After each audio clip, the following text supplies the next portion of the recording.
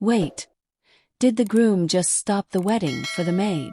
In front of over 500 guests, with the cameras rolling and the bride in diamonds, he walked past everyone and said, "I can't marry her.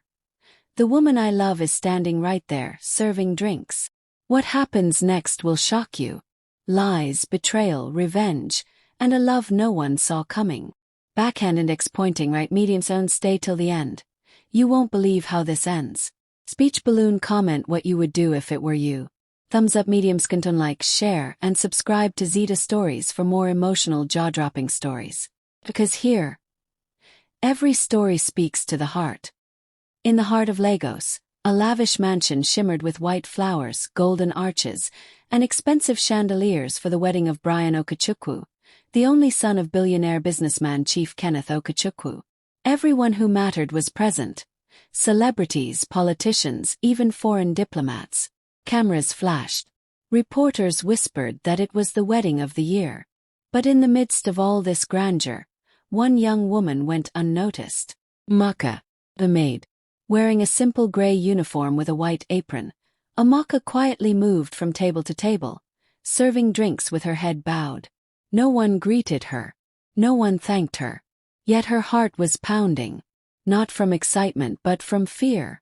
Because the groom was someone she once saved. And today he might finally see her. 2 years ago, Amaka was a cleaner at Abuja airport.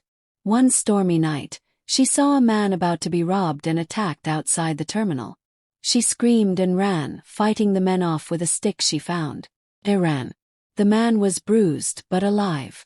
She helped him to a taxi and disappeared before anyone could get her name. That man was Brian Okechukwu. He searched for her for months, but never found her. He told his father, "The woman I want to marry saved my life." But the father insisted, "Marry from a respectable home." The bride, Princess ZITA'S, was the daughter of a senator. Beautiful, yes. Rich, absolutely. But kind. Not at all. She had insulted almost every maid in the house, especially Amaka. "I hope you're not breathing near my dress," ZITA'S had snapped earlier that morning.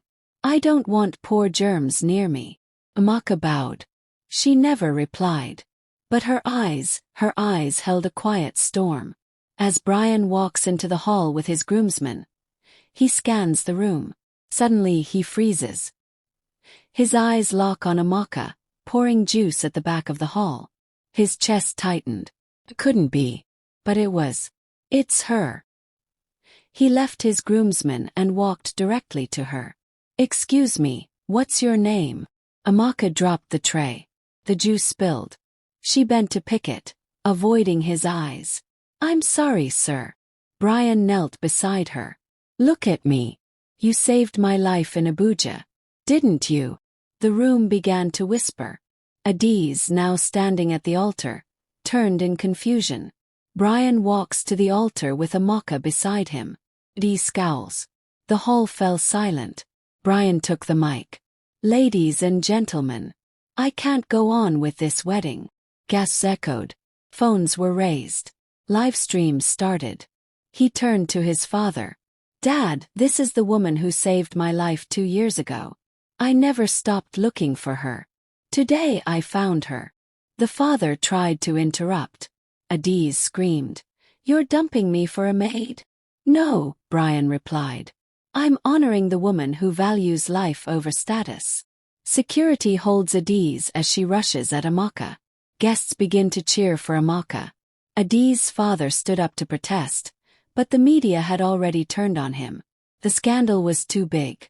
Chief Kenneth stood slowly, and then smiled. "You found the kind of woman money can't buy," he said. Amaka wept silently. This wasn't a dream anymore. It was real. Amaka is given a new gown. She walks down the aisle beside Brian, not as a maid, but as a bride. That day, Amaka walked down the aisle, not with a tray, but with love in her hands and grace in her heart. And the world saw what many had ignored all along. That sometimes, the purest diamonds are hidden in dust. News headlines flash across the screen. Billionaire dumps bride at altar. Maid marries billionaire in shocking twist. Senator's daughter humiliated at society wedding. By morning the news was everywhere. The world had seen ZITA'S disgrace. Her face, once the pride of billboards, had become the symbol of rejection.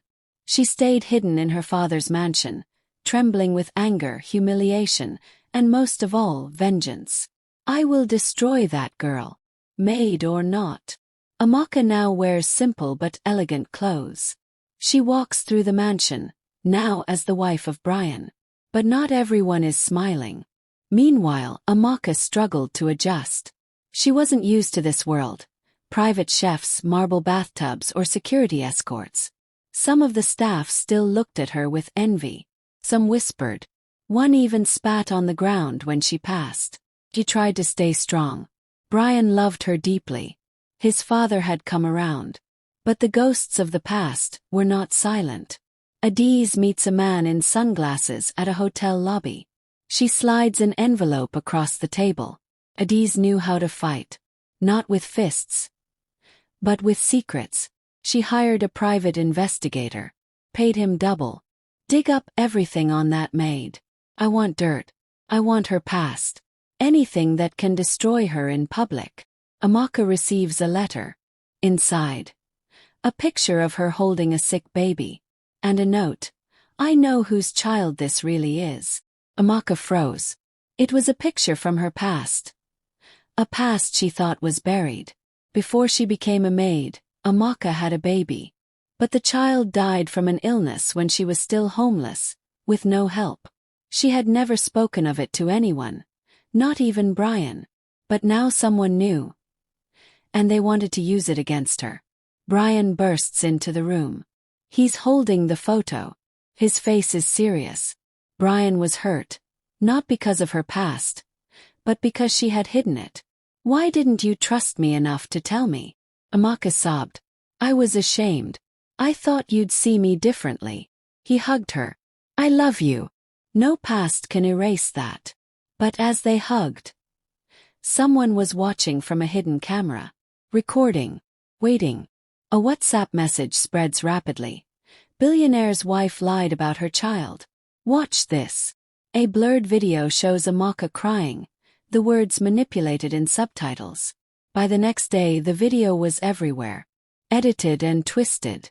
Billionaire's wife hides child from lover. Gold digger caught lying. Amaka couldn't leave the house without being followed by bloggers. Strangers called her names. Even church members whispered in judgment. ZITA'S visits Brian's office in a sleek red dress. She drops a folder on his desk. She smiled sweetly. I told you. You don't dump me and get away with it. Inside the folder was a fake abortion report. Her name and Brian's. A claim that she had gotten pregnant with his child but was forced to terminate it. The media will love this. Unless you leave her and make it up to me. Brian and Amaka walk into a press conference. ZITA'S arrives smiling, until she sees a lawyer whisper to Brian. What ZITA'S didn't know was that Brian had launched his own investigation. The report was fake. The doctor's license. Suspended. Brian stepped forward. This woman tried to blackmail my wife. And I have the proof. He played audio of ZITA'S bribing the investigator. The hall fell silent. ZITA'S tried to run but security blocked the door. Cameras flashed. Amaka now stands in a community center, donating to a fund for single mothers. Media are present. Amaka chose not to disappear. She chose to rise. She told her true story on national TV. Her child, her struggles, her journey. And suddenly, the hate turned to love. Women cried as she spoke. Bloggers apologized. Celebrities called her brave. She became a voice for the voiceless. Brian and Amaka stand in their garden. A photo of Amaka's late child sits on a small altar. She lights a candle and smiles. She had been the maid no one noticed.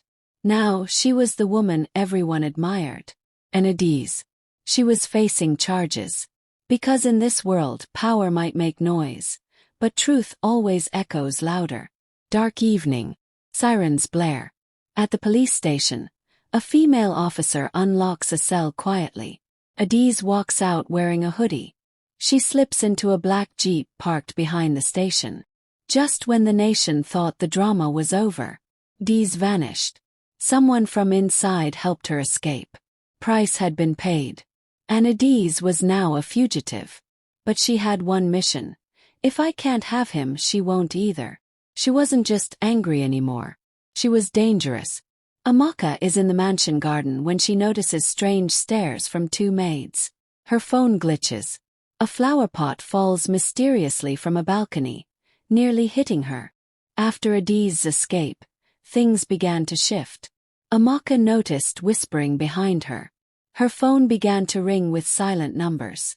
She saw movement in mirrors, heard knocks at midnight, and even found a broken photo of her and Brian, with her face scratched out. Someone was inside, watching, waiting. Brian kisses Amaka goodbye as he boards a private jet for a 2-day business trip. Brian had to travel for a board meeting in London. He didn't want to leave Amaka, but she insisted. We can't live in fear. Oh, I'll be fine. But the moment he left, the lioness was exposed. And the wolf entered the cage. That night power goes out. Amaka walks to the kitchen with a flashlight, only to see a shadow move behind her. Adiz steps out in all black, holding a sharp object. She'd come back. And she didn't come for pity. She came for blood. Hello again, maid. Or should I say thief? Amaka backed away, her hands trembling. You stole my life, my groom, my spotlight. And tonight I'm taking it all back. Adiz lunges at Amaka. The women struggle. Plates shatter. Amaka runs into the hallway, shouting for help. But no one responds. The maids are gone. Cameras disabled. The mansion, once her palace, had become a trap. Adiz had planned it all. Bribed a few staff. Turned off the security system. Poisoned the dog. Removed every witness. It was Amaka, and her enemy.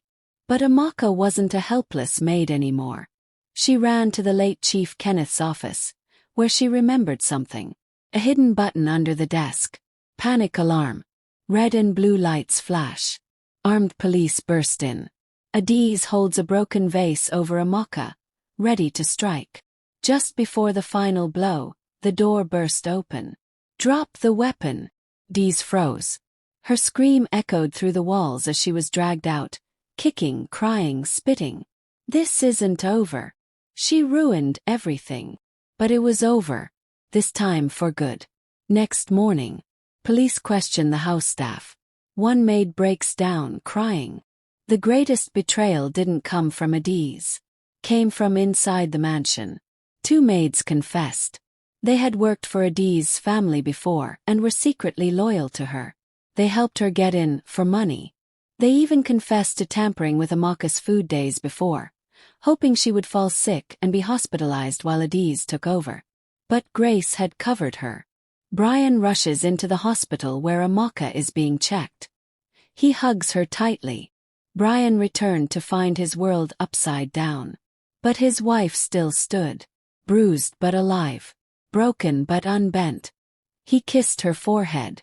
No one will ever come close to hurting you again. I promise. Adiz is sentenced to 10 years in prison for attempted murder, trespass, and conspiracy. She breaks down. Outside, Amaka watches from the car with tears in her eyes. She could have gloated. She could have celebrated. But Amaka had something more powerful than revenge. Peace. She turned to Brian and whispered, "Let's adopt a child. Someone who needs love like I did." Brian smiled. Because in the end, the maid didn't just win the battle. She became the woman who rewrote the story. In the end, she was never just a maid. She was a woman of strength, grace, and truth. And though they tried to break her, she rose. Even higher. Because real power isn't in wealth. It's in the heart. If this story touched you, tell us in the comments. Don't forget to like, share, and hit that subscribe button. Because on ZITA'S Stories, we don't just tell tales. We give voice to the silent.